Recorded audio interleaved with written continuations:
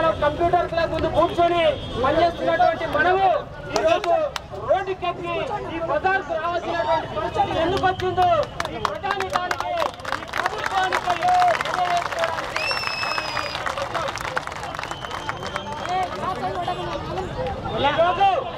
మనము సందర్భాలలో ఈరోజు రాష్ట్ర వ్యాప్తంగా ఉన్నటువంటి 9 కోట్ల ప్రజానికానికి మనం రాత్రి అనక పగలనక గడియారంతో పోటీ పడుతూ 24 గంటలు వైద్య సలహాలు అందిస్తున్నటువంటి పరిస్థితి ఉంది.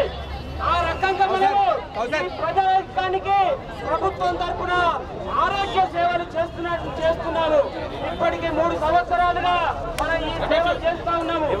గత సంవత్సరము 2004-2005 సంవత్సరం నుండి ఎప్పుడైతే కాంగ్రెస్ అధికారంలోకి వచ్చిందో అప్పటి నుండి 108, 104 సర్వీసులు ప్రారంభించి ఈ రకంగా మనందరము ఈ ప్రభుత్వం తరఫున సేవ చేస్తున్నటువంటి పరిస్థితి ఉంది. మరి ఈ సర్వీస్ చేస్తున్నటువంటి మనము ఈ రోజు ఇంతకాలం నిశ్శబ్దంగా ఉండి ఈ రోజు ఎందుకు బయటికి రావాల్సి వచ్చింది అనేటువంటి విషయాన్ని ఈ ప్రజలకు చెప్పాల్సినటువంటి అవసరం ఉంది. ఈ మీడియా కూడా తెలియాల్సినటువంటి అవసరం ఉంది. ఈ రోజు మనం ఎదుర్కొంటున్నటువంటి సమస్యలు ప్రభుత్వం ఇస్తున్నటువంటి వేతనం ఏదైతే ఉందో ఆ వేతనాన్ని ఉద్యోగికి 8,000 చిల్లర ఇస్తా ఉంటే దాని మీద 2,000, 3,000 రూపాయలు హెచ్ఎంఆర్ఐ కాజేస్తూ మనకు 6,500, 6,000 రూపాయలు ఇస్తున్నటువంటి పరిస్థితి ఉంది. ఇది అన్యాయము. మేము సేవ చేస్తున్నటువంటి మనకి ఇవ్వకుండా కాజేయడం అనేది దుర్మార్గము. ఈ విషయాన్ని ప్రభుత్వం తీసుకెళ్లాల్సినటువంటి అవసరం ఉంది.